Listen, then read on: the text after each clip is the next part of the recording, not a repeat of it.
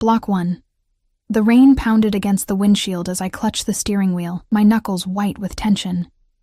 Each flash of lightning illuminated my sleeping 6-month-old son in the rearview mirror, his tiny chest rising and falling in peaceful ignorance of our desperate situation. The wipers struggled against the downpour, matching the frantic rhythm of my heartbeat. 2 days on the road, and exhaustion clawed at the edges of my consciousness. "Just a little further, Noah," I whispered, though my words were drowned by the storm. "Just a little further, and we'll be safe." Safe. The word felt foreign on my tongue. I hadn't felt safe since the day I discovered who Noah's father really was. What he really was. I pulled into the parking lot of a roadside motel, the kind where questions aren't asked and cash is preferred. The neon vacancy sign flickered weakly through the rain, casting an eerie red glow across my son's sleeping face. For a moment I sat motionless, listening to the rain and fighting the crushing weight of loneliness pressing down on my chest. Taking a deep breath, I grabbed my purse and the baby carrier. "Come on, sweetie," I murmured, carefully unbuckling Noah and transferring him to the carrier, shielding his face from the rain with my jacket. He stirred but didn't wake as I hurried across the parking lot, puddles splashing against my worn sneakers. The motel lobby smelled of cigarettes and lemon-scented cleaner. A middle-aged woman with tired eyes barely looked up from her magazine as I approached the counter. "Room for the night," I said, my voice hoarse from hours of disuse. "Just me and my baby." She slid a registration card across the counter. $55 cash. Checkout's at 11. I filled out the form with a false name, Melissa Green, and paid with crumpled bills from my dwindling cash supply. No credit cards, no paper trail. That's what my friend Sarah had told me before I left. Sarah, who'd helped me escape in the first place. I prayed she was safe. "Room 119, end of the hall," the woman said, sliding a key attached to a plastic number tag across the counter. "There's a vending machine by the ice maker if you need anything." I nodded my thanks and made my way down the dimly lit hallway, the carpet worn thin beneath my feet. Room 119 smelled of stale air and cheap detergent, but it was clean enough. I set Noah's carrier on the bed and quickly checked the locks on the door and windows before allowing my shoulders to slump with temporary relief. As I unpacked our meager belongings, diapers, formula, a change of clothes for each of us, I caught my reflection in the bathroom mirror and barely recognized myself. Dark circles shadowed my once bright blue eyes, and my blonde hair hung limp and unwashed. I looked haunted. Hunted. Because I was. 3 weeks ago, my life had been almost perfect. I had a beautiful baby boy, a nice apartment in Boston, and a job as a nurse at Massachusetts General that I could return to after maternity leave. Sure, Noah's father wasn't in the picture, but that was by choice. My choice. Or so I thought. I'd met Antonio Russo at the hospital when he came in with a business associate who had suffered a workplace accident, a gunshot wound. Antonio had been charming, attentive, and persistent. After weeks of coffee dates and dinners, I'd fallen for his intensity, his protectiveness. When I found out I was pregnant, he'd disappeared, and I'd decided to raise the baby alone. Until 3 weeks ago, when he reappeared at my door. "You have my son," he'd said. No greeting, no explanation for his absence. His dark eyes had moved from my face to the baby in my arms, and something possessive had flashed in his expression. "You left," I'd responded, instinctively stepping back, clutching Noah closer to my chest. Business required my attention. He'd stepped forward, filling my doorway with his imposing presence.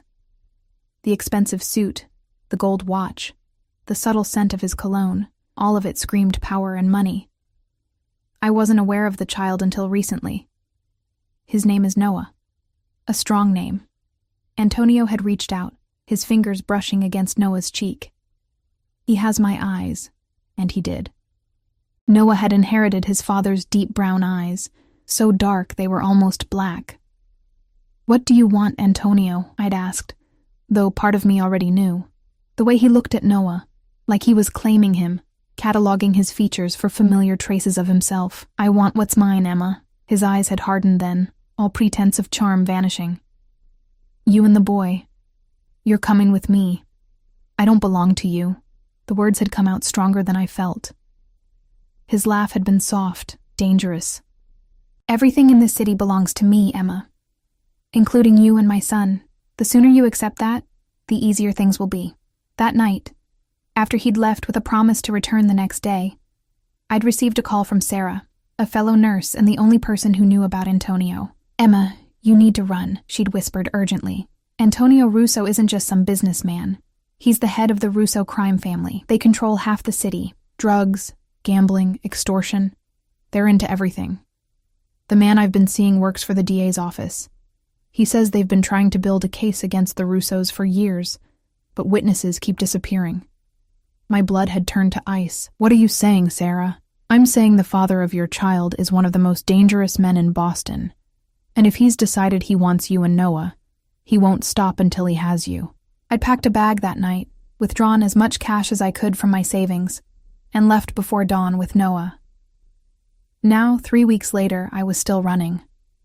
Noah began to fuss in his carrier, pulling me back to our dismal motel room. I lifted him out, inhaling his sweet baby scent as I cradled him against my chest. "It's okay, baby boy," I soothed. "Mommy's here. Mommy's got you." I prepared a bottle and settled onto the bed with him, the television murmuring in the background for some semblance of normalcy. Noah's tiny hand wrapped around my finger as he drank, his eyes, Antonio's eyes, gazing up at me with complete trust. "I won't let him take you," I whispered, pressing a kiss to his forehead. "I won't let him turn you into what he is." After Noah fell asleep, I placed him in the middle of the bed, surrounding him with pillows to prevent him from rolling off. I took a quick shower, the hot water doing little to ease the tension in my shoulders. Tomorrow we would head further west, maybe change directions and go south. Keep moving, keep running. I was drying my hair with a thin motel towel when my phone rang, the prepaid one I'd bought 2 towns back. The one no one should have the number for. My heart stuttered in my chest as I stared at the unknown caller ID. Against my better judgment, I answered, but said nothing. "Emma." His voice, smooth as aged whiskey and just as intoxicating, sent shivers down my spine. "You've been very difficult to find." My eyes darted to Noah, still sleeping peacefully on the bed. "How did you get this number? You should know by now that there's very little beyond my reach." Antonio's tone was conversational, as if we were discussing dinner plans instead of my desperate attempt to escape him. "I must admit, I'm impressed by your resourcefulness. Most people wouldn't have made it this far. What do you want?" "I've already told you what I want, Emma. You and the child are mine. We're not possessions, Antonio. Aren't you?" There was a dark amusement in his voice. "Everything has a price, Emma. Everything can be owned. The sooner you accept that, the easier things will be for all of us." "Leave us alone," I pleaded, hating the tremor in my voice. "Please, Noah deserves better than his father?" His voice hardened. "Better than a life of privilege and protection? Better than power? Better than a criminal." Silence stretched between us, and for a moment I thought he'd hung up. "Look out your window, Emma." My blood turned to ice. "What?" "Look out your window." With shaking legs, I moved to the window and carefully pulled back the curtain.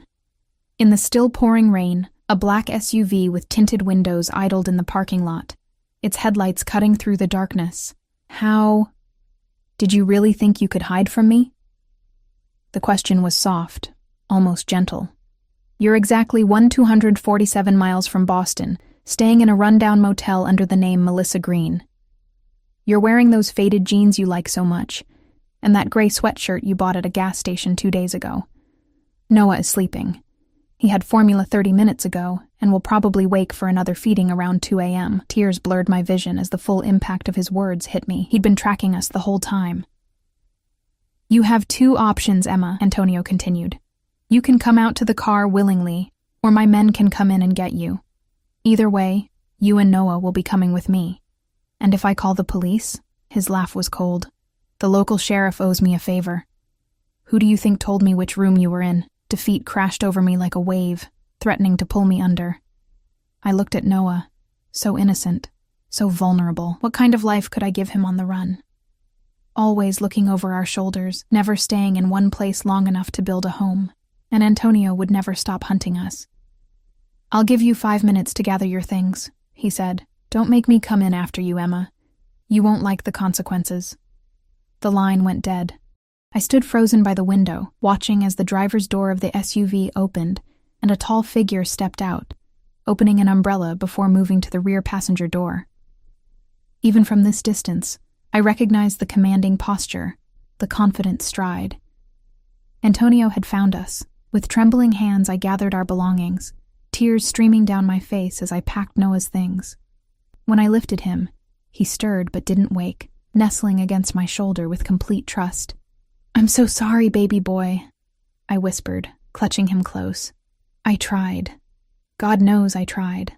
As I stepped out into the rain, the SUV's rear door opened. Antonio stood there, impeccably dressed in a tailored suit despite the late hour, his dark eyes fixed on me with an intensity that made my knees weak. Behind him, I could make out the silhouette of another man, a bodyguard, no doubt. "Emma," Antonio said, my name a caress on his lips. "It's time to come home." I tightened my grip on Noah as Antonio's eyes moved to our son's sleeping face, a possessive hunger in his gaze that terrified me more than any threat could. "You and the child are mine," he repeated, extending his hand toward me, "and I protect what's mine." With nowhere left to run, I took his hand. The SUV's interior smelled of expensive leather and Antonio's cologne, sandalwood with hints of amber and spice. Noah remained asleep in my arms as we pulled away from the motel, the rhythmic sweep of windshield wipers punctuating the silence. I kept my eyes fixed on my son's peaceful face, refusing to look at the man beside me. "You've lost weight," Antonio observed, his voice deceptively gentle. From the corner of my eye, I saw him gesture to the driver. "Carlo, stop at the next decent restaurant that's open." "That's not necessary," I said, finally meeting his gaze. "I'm not hungry." Antonio's dark eyes studied me with unsettling intensity. "It wasn't a question, Emma." The quiet authority in his voice sent a chill down my spine. This was the real Antonio Russo. Not the charming man who'd pursued me with flattery and attention, but the Mafia boss accustomed to absolute obedience. "Where are you taking us?" I asked, trying to keep my voice steady. "Home." "Boston isn't my home anymore." A faint smile curved his lips. "Who said anything about Boston?" Fear gripped my chest. I instinctively held Noah tighter, causing him to stir against me. "My job is in Boston. My apartment—" "Your apartment has been emptied. Your resignation from the hospital was submitted 2 weeks ago. As far as anyone knows, you've moved away for family reasons." Antonio reached over to adjust the blanket around Noah, his fingers brushing mine. "You should be thanking me, Emma. I've been very understanding about this little adventure of yours." "Understanding?" Anger momentarily overwhelmed my fear. "You hunted us down like animals. I protected what's mine." His voice remained level, but his eyes hardened. "You took my son and ran. Did you really think I would allow that? He's my son too." "Yes." Antonio nodded. "Which is why you're sitting here instead of in the trunk." The casual threat silenced me. I turned away, watching raindrops race down the window as we pulled into the parking lot of a roadside diner. The neon open sign cast a blue glow across the wet pavement. "Wait here," Antonio ordered the driver before turning to me. "Bring Noah. He's sleeping. Bring him." The finality in his tone left no room for argument. I gathered Noah, who fussed briefly before settling against my shoulder, and followed Antonio into the diner. Despite the late hour, a few truckers occupied booths, nursing coffee and picking at plates of food. The waitress, a middle-aged woman with tired eyes, did a double-take when Antonio entered, her gaze lingering on his tailored suit and confident stride. "Booth in the back," he instructed her, his hand resting on the small of my back, guiding me forward. The booth was positioned with a clear view of both the entrance and the kitchen. I noticed. No coincidence. Antonio ushered me into the seat facing the wall, while he took the one with the view of the restaurant. A tactical decision. Always in control. "Coffee for both of us," he told the waitress when she approached. "And whatever you have that's freshly made and substantial." "The meatloaf just came out," she offered, her eyes darting curiously between us and Noah. "That will be fine. 2 plates." When she left, I shifted Noah to my other shoulder, wincing at the ache in my arms. Without a word, Antonio reached across the table. "Give him to me." I hesitated, instinctively pulling back. "Emma," he said, his voice low with warning. "Give me my son." The threat in his tone made me comply. I carefully transferred Noah to his waiting arms, my heart constricting as Antonio cradled him with unexpected gentleness. Noah's eyes fluttered open, revealing those deep brown irises, so like his father's, before closing again, apparently content in this stranger's embrace. "He doesn't know you," I said, unable to keep the accusation from my voice. "He will." Antonio studied Noah's face with possessive fascination. He has my mother's chin, my eyes. His gaze lifted to mine. "Your nose." I looked away, unwilling to share this moment of parental pride with him. "Where are you taking us?" "I have a property upstate. Remote. Secure." He adjusted Noah's blanket with surprising dexterity. "You'll both be comfortable there while arrangements are made." "Arrangements for what?" The waitress returned with our coffee, preventing his answer. I wrapped my hands around the mug, savoring its warmth. When she left, Antonio continued as if there had been no interruption. "For our life together, of course." He said it as if it were the most natural conclusion. Noah needs both his parents. "I don't want this life," I whispered, tears threatening. "I don't want Noah growing up surrounded by what you do." "And what is it that I do, Emma?" His smile didn't reach his eyes. "Run successful businesses? Provide for my family? Protect what's mine? You hurt people, only those who deserve it." He sipped his coffee, one arm still securely holding Noah. "The world isn't the safe, orderly place they taught you about in nursing school, Emma. It's brutal, unforgiving. The strong survive by making their own rules. Is that what you want to teach our son? That violence is the answer? I want to teach him to be strong, to take what he wants, to protect what's his." Antonio's eyes softened as he gazed down at Noah. "I want to give him everything I never had." The waitress returned with our food, thick slices of meatloaf with mashed potatoes and green beans. My stomach growled traitorously at the sight. "Eat," Antonio ordered, shifting Noah to one arm so he could cut his own food with the other. The domestic normality of the scene was jarring against the reality of our situation. I ate mechanically, the food tasteless despite my hunger. Halfway through the meal, Noah began to fuss, his little face scrunching as he worked up to a full cry. "He's hungry," I said, reaching for him. "I need to make a bottle." Antonio handed him back, watching intently as I retrieved a bottle and formula from the diaper bag. The waitress brought hot water without being asked, her eyes curious but kind. "Beautiful baby," she commented. "He has his daddy's eyes." Antonio smiled, a genuine one this time. "Yes, he does." I mixed the formula with practiced efficiency, testing the temperature on my wrist before offering the bottle to Noah. He latched on eagerly, his tiny hand resting against mine as he drank. "You're good with him," Antonio observed. "I'm his mother." "Yes, you are." His expression turned contemplative. "That's why I'm giving you this chance, Emma. Don't mistake my leniency for weakness." The threat hung in the air between us. I focused on Noah, on the rhythmic sound of his feeding, trying to block out the implications of Antonio's words. When we finished eating, Antonio paid with cash, leaving a tip that made the waitress's eyes widen. Outside, the rain had slowed to a drizzle. The SUV was waiting, engine running, Carlos standing beside the open rear door. "Boss," he nodded, his eyes scanning the parking lot with practiced vigilance. We returned to the vehicle in silence, Noah now awake but quiet, his curious eyes taking in the unfamiliar surroundings. As we pulled back onto the highway, exhaustion crashed over me.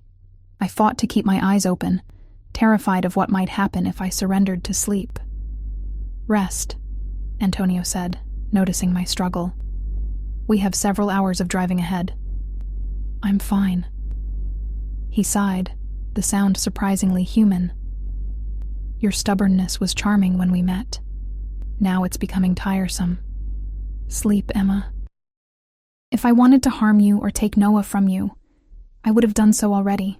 Logic told me he was right, but fear kept me vigilant. Still, my body betrayed me. The rhythmic motion of the car, the soft hum of tires on wet asphalt, and the warm weight of Noah against my chest conspired to pull me toward unconsciousness. My last conscious thought was that I had failed to escape, failed to protect Noah from his father's world, failed to save us both. I woke to stillness and the absence of Noah's weight in my arms. Panic jolted me upright, heart hammering against my ribs. We were parked in front of a sprawling, rustic mansion, its windows glowing with warm light despite the pre-dawn hour. Pine trees surrounded the property, their silhouettes black against the navy blue sky. "Where's Noah?" I demanded, turning to find Antonio watching me, my son cradled safely in his arms. "He's right here," Antonio said calmly. "He woke when we arrived. I didn't want to disturb you." I reached for Noah, relief washing through me as Antonio transferred him back to my arms. Noah gurgled, seemingly content despite the strange surroundings and unfamiliar arms that had held him. "Where are we?" I asked, peering through the window at the imposing structure before us. "The Adirondacks. My family has owned this property for generations." Antonio opened his door. "Come. It's been a long night."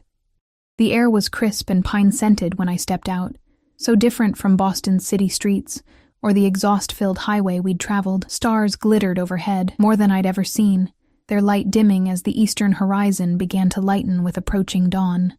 The front door opened before we reached it, revealing a middle-aged woman in a simple black dress, her silver-streaked hair pulled back in a tight bun. "Mr. Russo," she greeted Antonio with a slight nod. "Everything is prepared as you requested." "Thank you, Mrs. Vasquez." Antonio guided me forward with a hand at the small of my back. "This is Emma and my son Noah. They will be staying with us indefinitely." The woman's dark eyes assessed me without judgment. "The nursery is ready, and I've prepared the blue suite for Ms. Pierce," I supplied when she paused. "Ms. Pierce." She nodded again. "If you'll follow me, I'll show you to your rooms." The interior of the house matched its imposing exterior. High ceilings, hardwood floors, a blend of rustic charm and understated luxury. A massive stone fireplace dominated the great room we passed through, embers still glowing in its depths. "Mrs. Vasquez has been with my family since I was a child," Antonio explained as we climbed a grand staircase. "She's discreet and efficient. She'll see to your needs while you're here." "And how long will that be?" I asked, shifting Noah in my arms. Antonio didn't answer, his attention focused on Mrs. Vasquez as she opened a door at the end of a long hallway. "The nursery," she announced, stepping aside to let us enter. My breath caught. The room was beautiful, painted a soft blue with hand-painted clouds drifting across the ceiling. A mahogany crib dominated the center, its bedding pristine white with delicate blue embroidery. A matching changing table stood against one wall, fully stocked with diapers and supplies.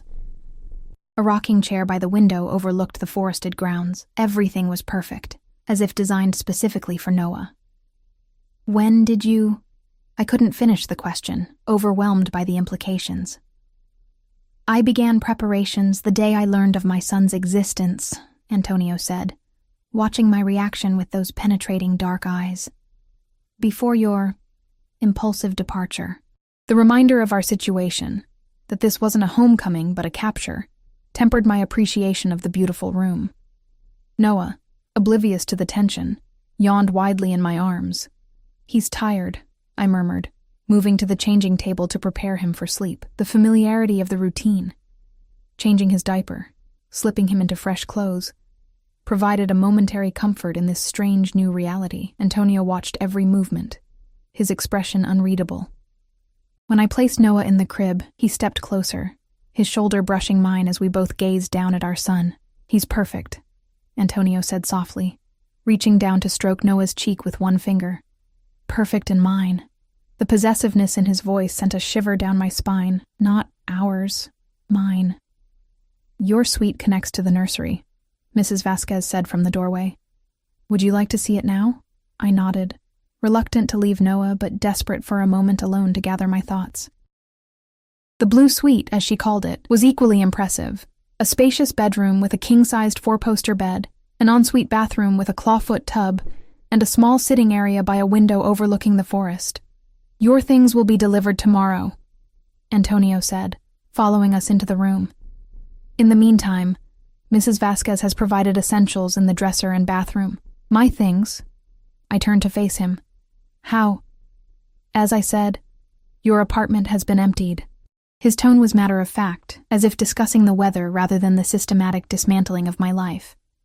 Everything has been transported here.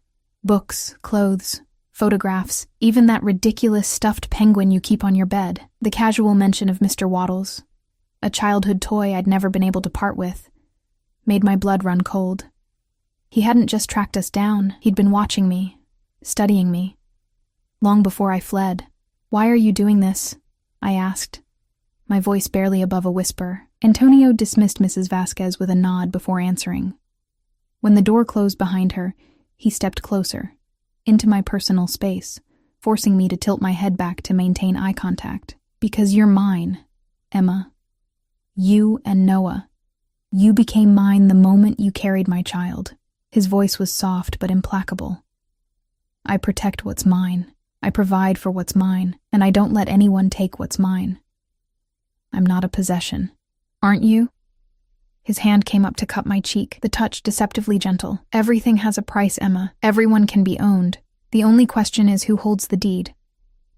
I pulled away, anger flaring through my exhaustion. Is that why you pursued me? To own me? His laugh was low, almost intimate. I pursued you because you fascinated me.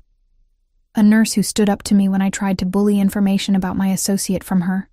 Beautiful, stubborn, compassionate. You saw past my wealth and power to the man beneath, or so I thought.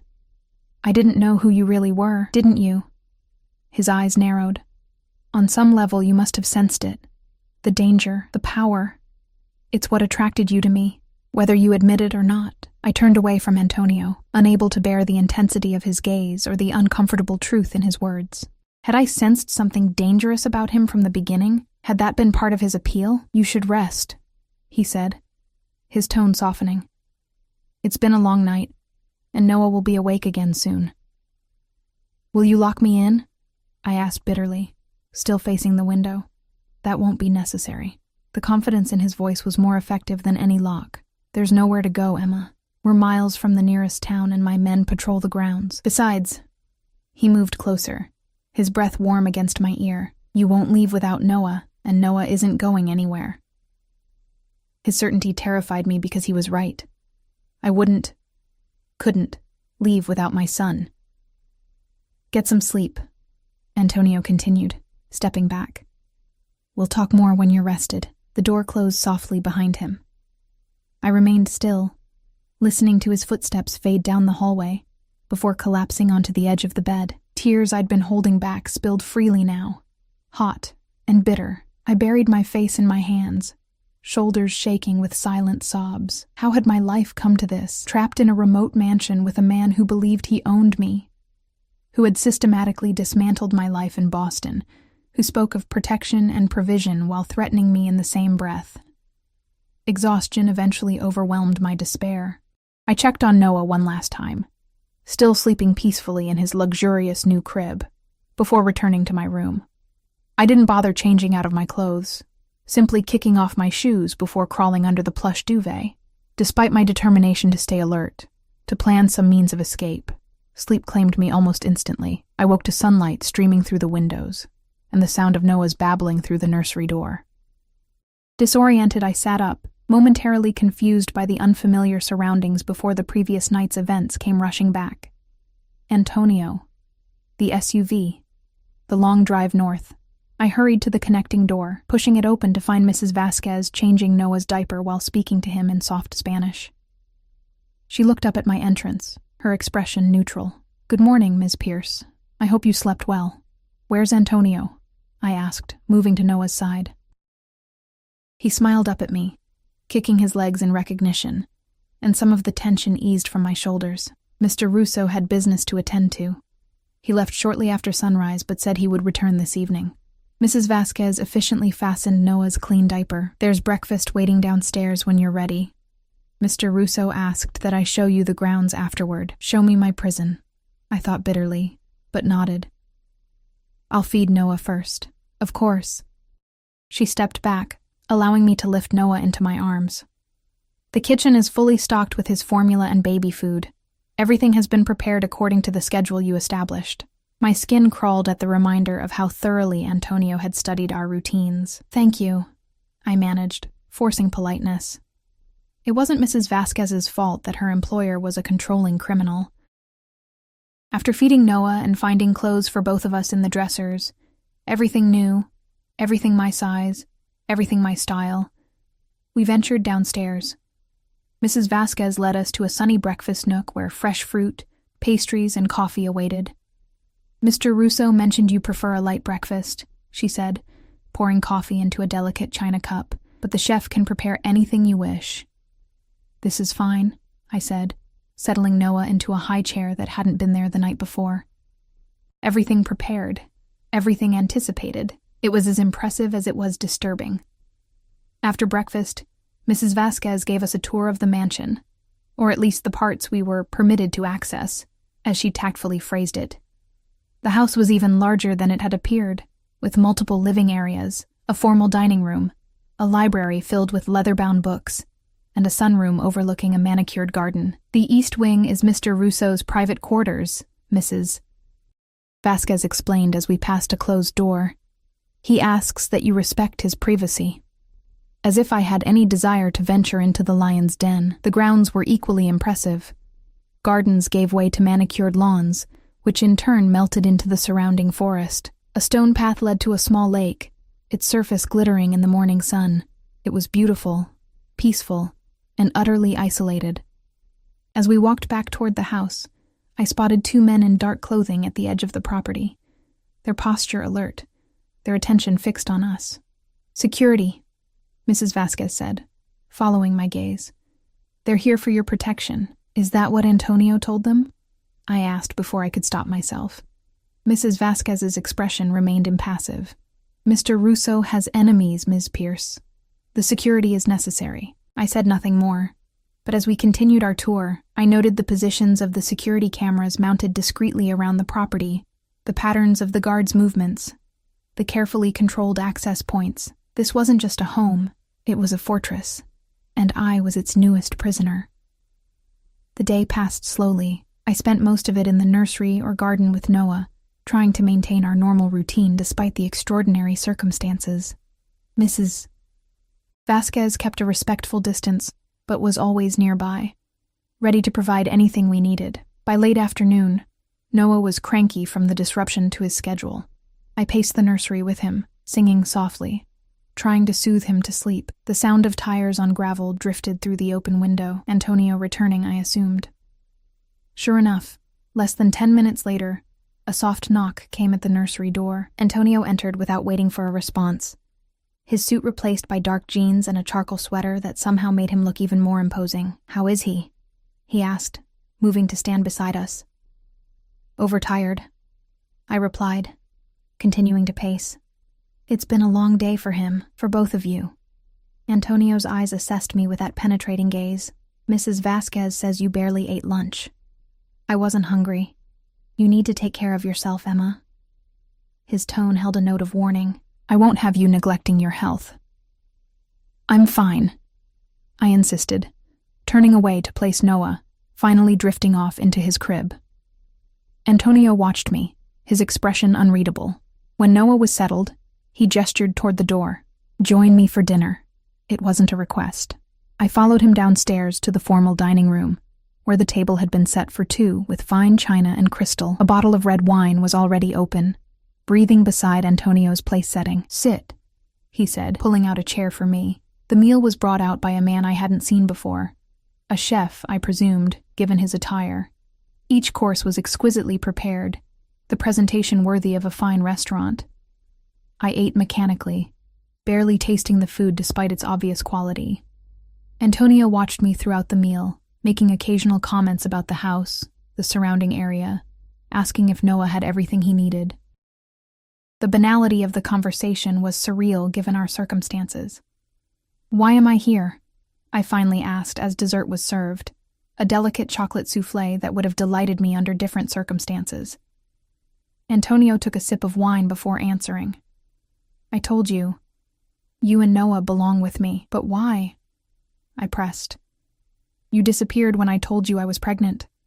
You clearly didn't want a family then." His expression darkened. "I had complications to attend to, rivals who would have seen my child as a weakness to exploit. Your pregnancy came at an inopportune time. So you abandoned us. I protected you by keeping my distance," he corrected, his voice hardening. "I had arrangements in place to monitor your welfare, financial provisions set aside for the child. I never received a dime from you. Because you never asked." His smile was cold. "Your pride wouldn't allow it, but the money was there, waiting. Just as I was waiting for the right moment to bring you into my life properly. And now is that moment?" I couldn't keep the bitterness from my voice. "Now that you've had me hunted down like an animal? Now that certain obstacles have been removed?" Antonio leaned forward, his dark eyes intense. "My enemies have been dealt with. My position is secure. It's time for my son to take his rightful place in my life, in my family." "As what? Your heir? The next generation of criminal?" His hand shot out, gripping my wrist with painful intensity. "Watch your tongue, Emma. There are limits to my patience." Fear flashed through me, but I refused to show it. The truth hurts, doesn't it? You can dress it up in expensive suits and talk about business, but we both know what you really are. For a moment, I thought he might strike me. Then, surprisingly, he laughed, a genuine sound of amusement that transformed his face, reminding me painfully of the man I'd thought I knew in Boston. "There she is," he said, his grip on my wrist gentling but not releasing. "The fiery nurse who caught my attention. I was beginning to think I'd broken your spirit." "You haven't broken anything," I retorted, pulling my hand free. "Good." He sat back, reaching for his wine glass. "I have no interest in a broken woman raising my son. I want you as you are, Emma. Strong, stubborn, principled." "Then let us go." "Never." The word was soft but absolute. "You and Noah are mine now. The sooner you accept that, the happier we'll all be. I'll never be happy as your prisoner." Antonio sighed, setting down his glass. "You're not a prisoner, Emma. You're the mother of my child, the woman who will stand beside me as I build a legacy for our son. I don't want any part of your legacy. Yet you're already central to it." His expression softened marginally. "Noah is my blood, my future. And you, Emma, you gave me that future. How could I not value you for that gift alone?" The sincerity in his voice was more unsettling than his threats had been. In Antonio's twisted worldview, he truly believed he was honoring me by bringing me into his life, by claiming me and Noah as possessions. "I want to check on Noah," I said, needing to escape the intensity of his gaze. Antonio nodded, surprisingly acquiescent. "Of course. But this conversation isn't finished, Emma. Sooner or later you'll have to accept your place here, your place with me." I rose without responding, fleeing the oppressive atmosphere of the dining room for the relative sanctuary of the nursery. Noah slept peacefully, unaware of the power struggle being waged over his future as I watched my son's chest rise and fall. I made a silent promise. Somehow, some way, I would find a way to free us from Antonio's grasp. I had to, for Noah's sake, because I refused to let my son grow up to become like his father. Days melted into weeks with a routine that was both comforting and maddening in its predictability. Each morning, I woke to Noah's babbling. We'd have breakfast in the sunny nook, then spend our mornings in the gardens or by the lake if the weather permitted. Afternoons were for naps and quiet play in the nursery. Evenings brought Antonio's return from whatever mysterious business occupied his days.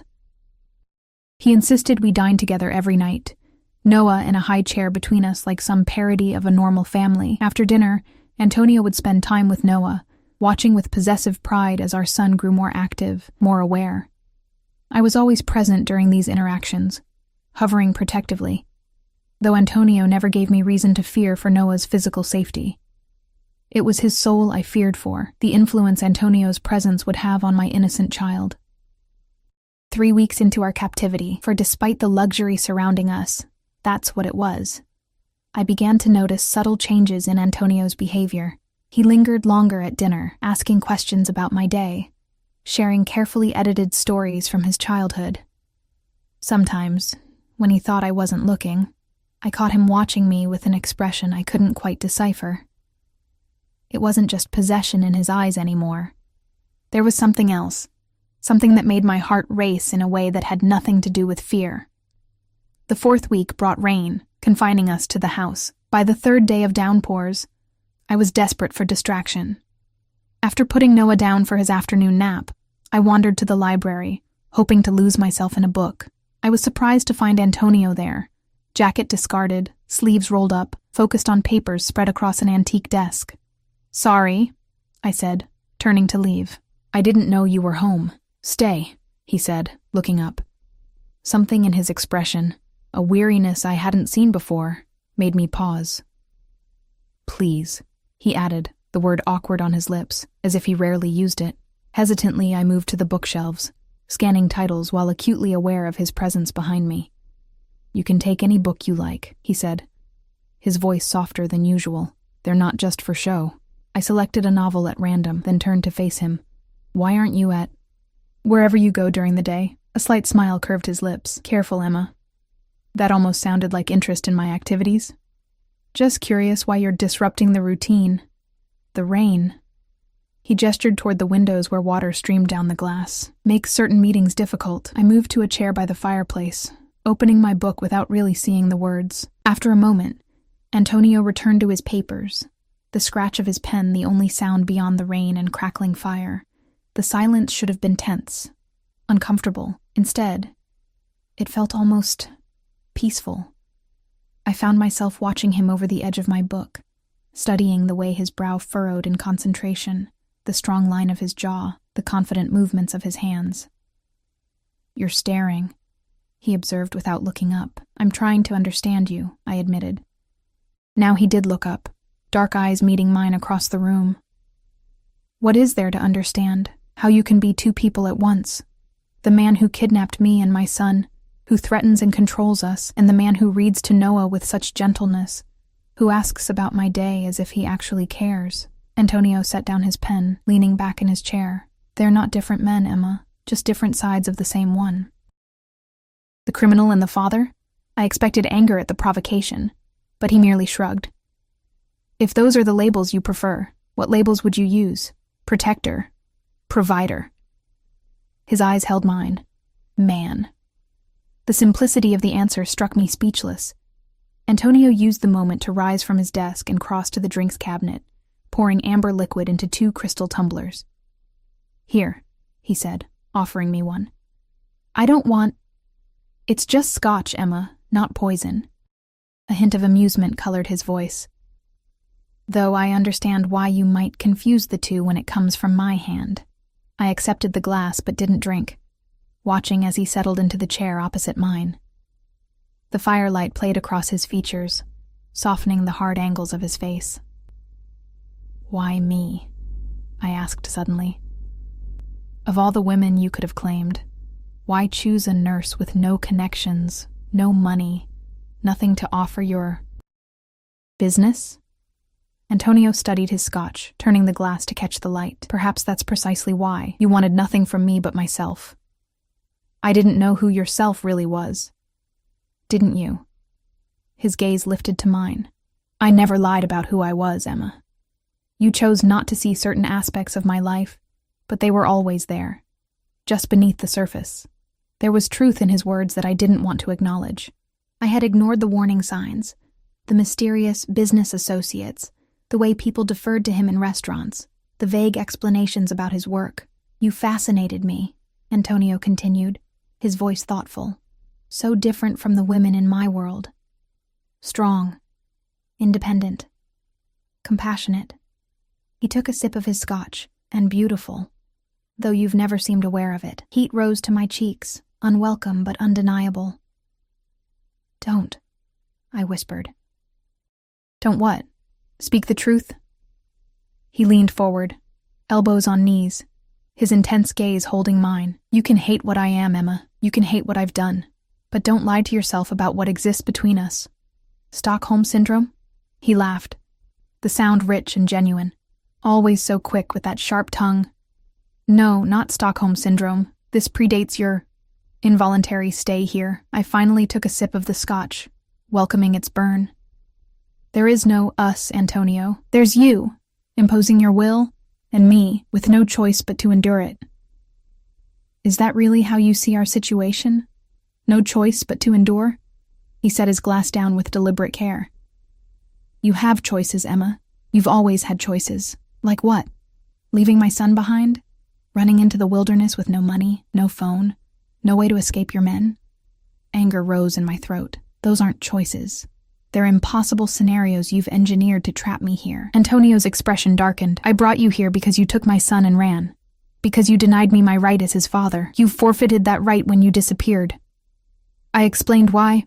You explained nothing. The emotions I'd been suppressing for weeks burst forth. You gave me some vague excuse about complications and rivals. But the truth is, you didn't want the responsibility. You didn't want us until you realized someone else might have us. Until your possessive nature couldn't bear the thought of losing what you considered yours. I expected rage. Instead, Antonio went very still, his eyes never leaving mine. You think I didn't want you? That I stayed away by choice? He laughed bitterly.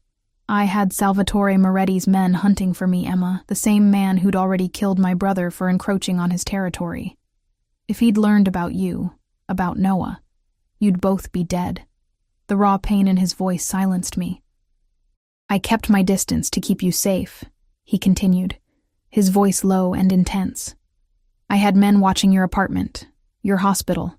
I knew every step you took, every person you spoke to. I transferred money into accounts in your name that you never touched, because your damnable pride wouldn't let you look for them. I didn't know. No, you didn't. Antonio rose abruptly, moving to the window to stare out at the rain. And when Moretti was finally dealt with, when I could finally claim you and my son without painting targets on your backs, what did I find? That you'd disappeared. That you'd taken my child and run. The silence stretched between us, broken only by the rain against the windows and the crackling of the fire. I struggled to reconcile this version of events with what I'd believed for so long. Why didn't you tell me this before? I asked finally. He turned, his profile silhouetted against the gray light. Would you have believed me, or would you have seen it as another manipulation, another lie from the criminal you despise? The baby monitor on the table beside me crackled with Noah's whimpering. He was waking from his nap. I rose, grateful for the interruption. Noah needs me, I said, setting down my barely touched scotch. Antonio nodded, his expression unreadable. We'll continue this conversation another time, Emma. There's more you need to understand. I fled the library, my thoughts in turmoil. Could Antonio be telling the truth?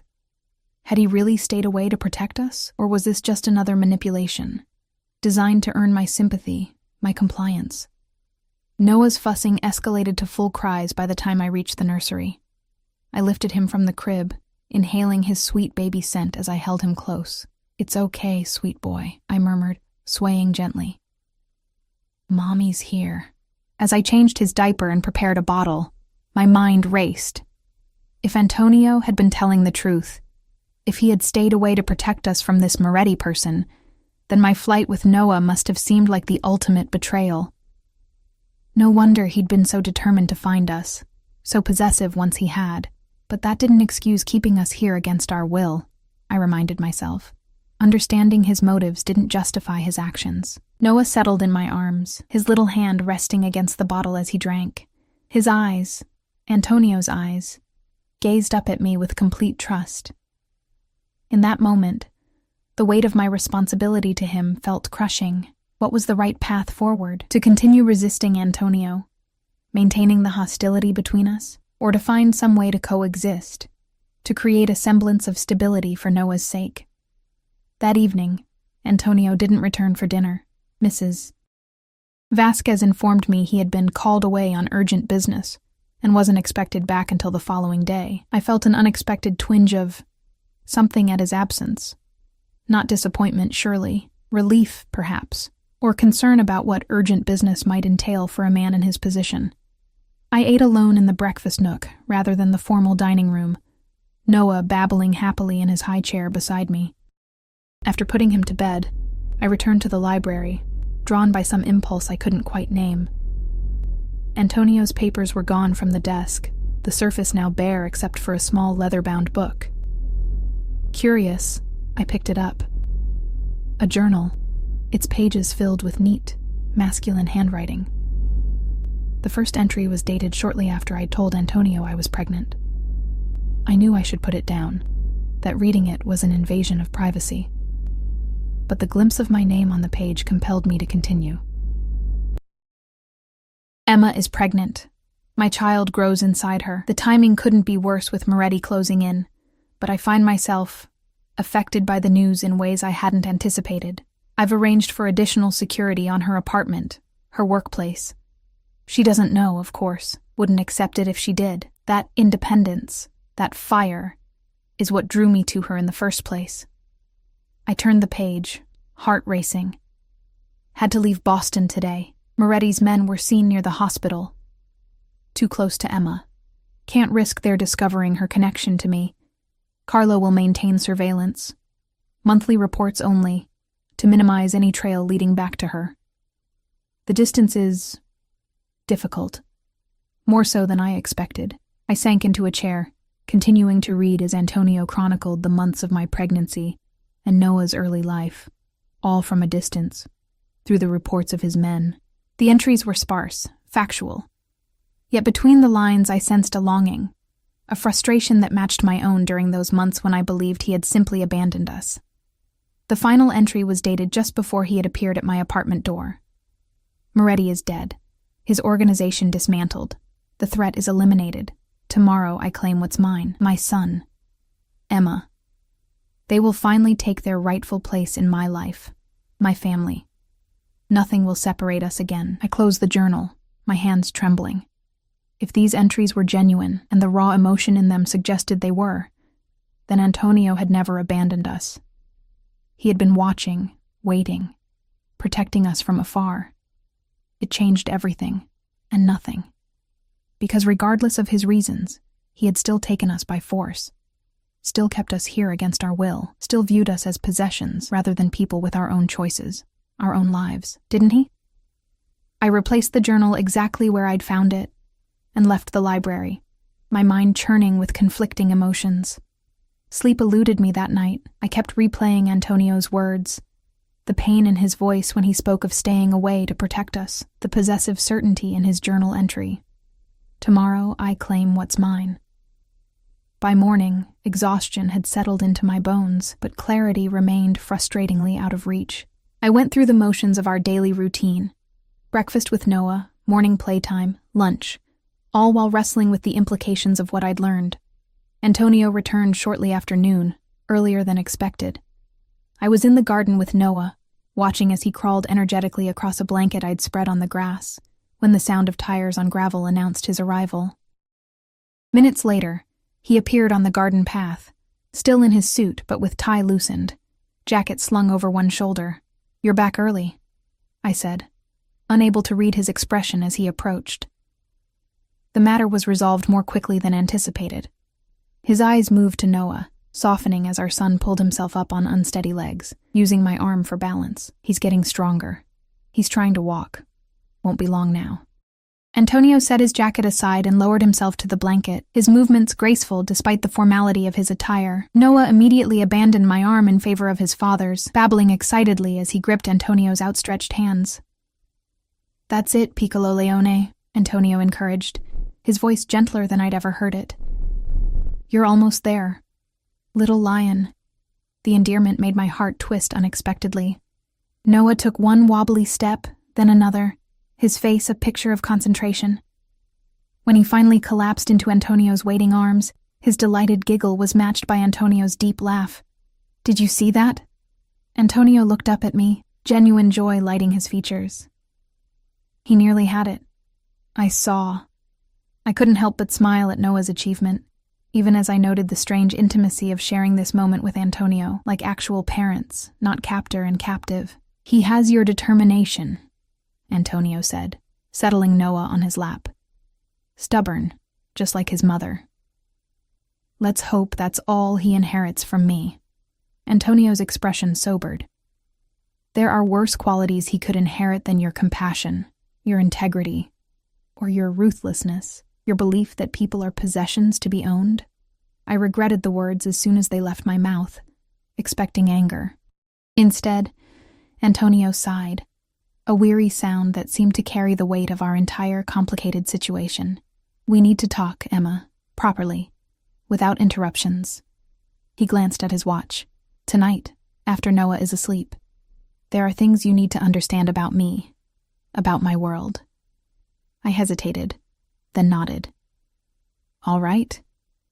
The rest of the day passed in a strange limbo, both of us carefully polite as we moved through our routines. Dinner was a quiet affair, the tension between us palpable, but somehow different than before, charged with anticipation rather than hostility.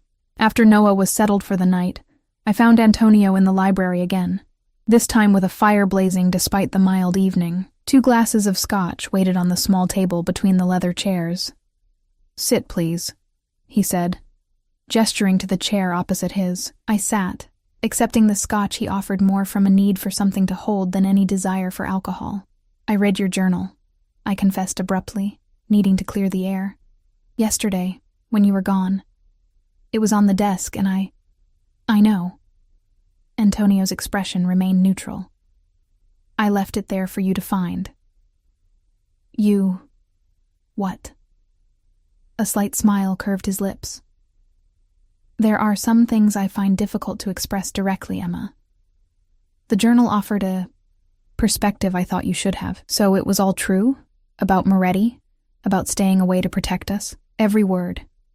Antonio took a sip of his scotch, his dark eyes never leaving mine. "I don't lie, Emma. I may withhold information when necessary, but I don't lie. Especially not to you." "Why, especially me?" "Because you see through it. You always have." His voice softened. "It's one of the reasons I was drawn to you from the beginning. Your ability to see past pretense, to the truth beneath." I looked down at my glass, uncomfortable with the sincerity in his expression. "If that's true, then why didn't I see who you really were when we met? Perhaps because I never hid it." "Not really." Antonio leaned forward, elbows on knees. "You knew I was dangerous, Emma. You sensed the power, the darkness. You were drawn to it even as part of you feared it." There was uncomfortable truth in his words. I had been attracted to his intensity, his commanding presence, the sense that he lived by his own rules. "That doesn't mean I accepted what you are," I said finally. "What you do. And what is it you think I do, exactly?" He raised an eyebrow. "You throw around words like criminal and mafia boss, but have you ever asked yourself what those labels actually mean in my world?"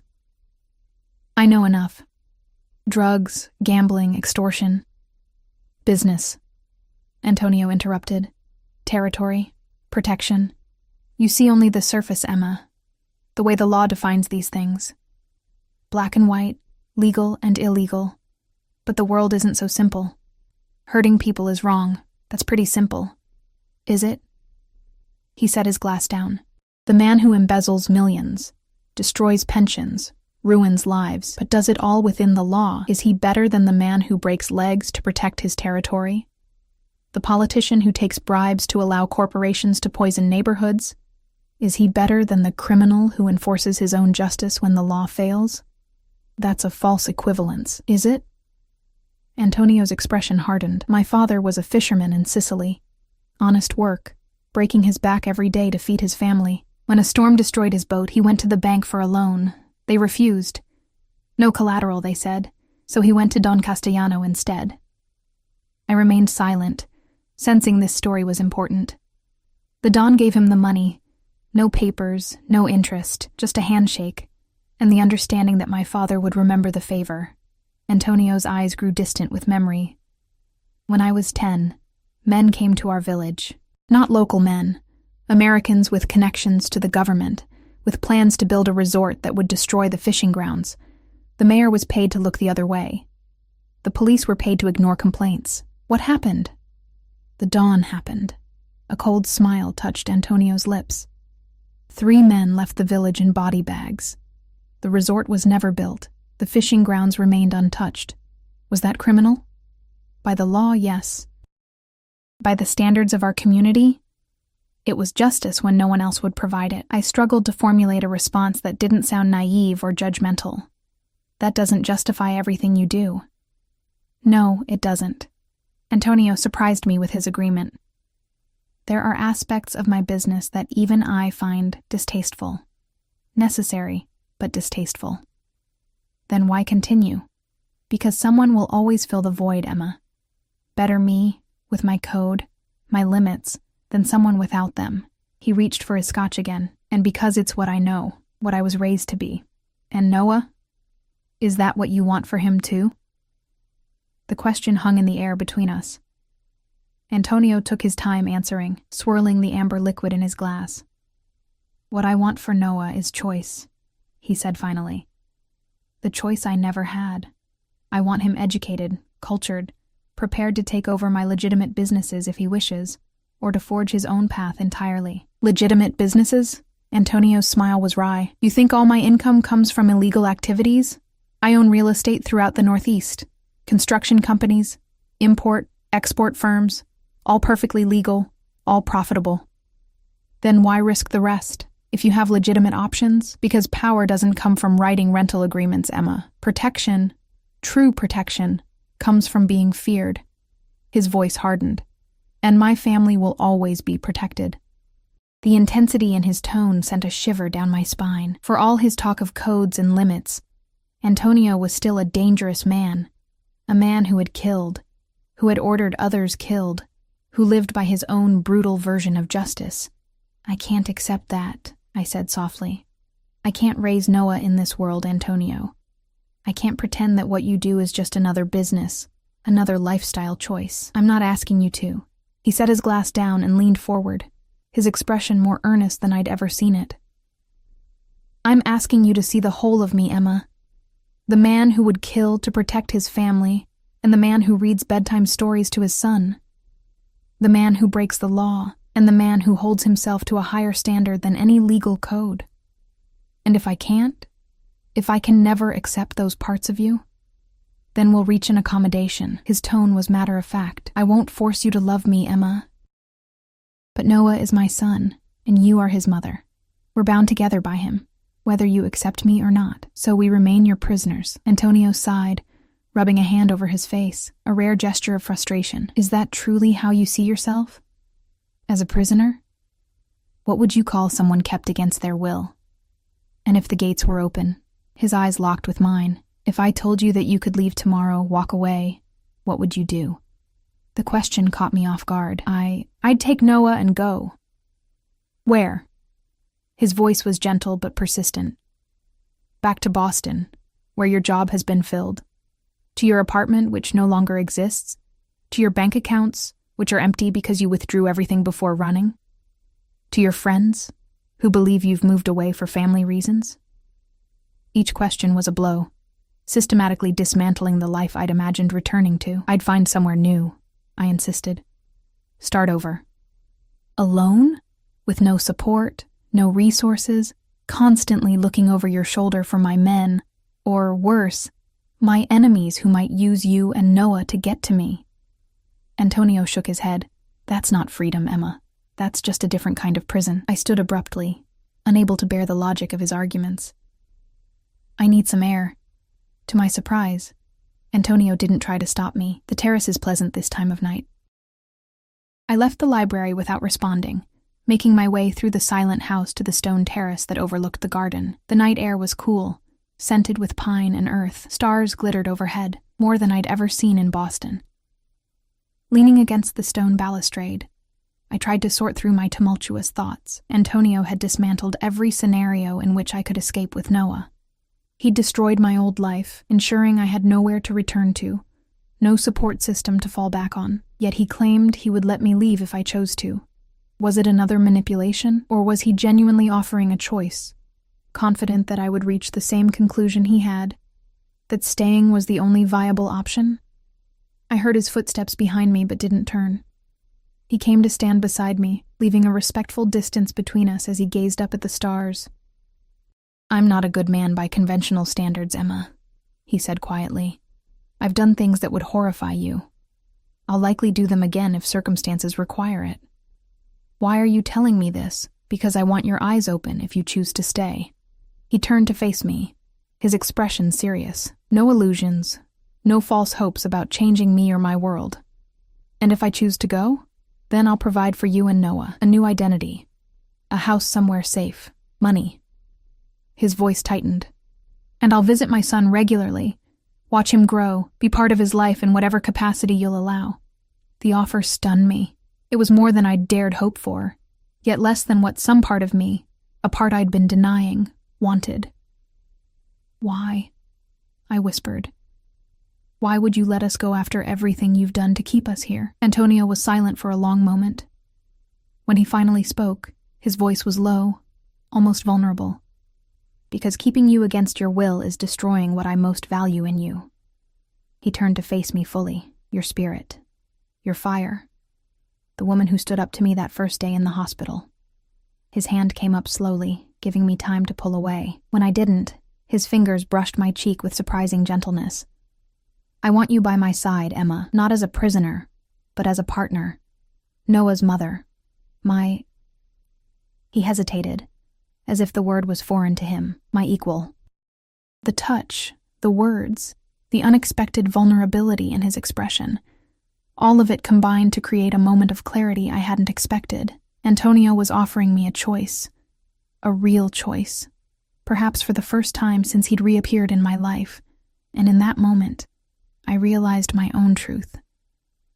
That despite everything, some part of me had never stopped being drawn to him, to his strength, his intensity, his absolute devotion to those he considered his.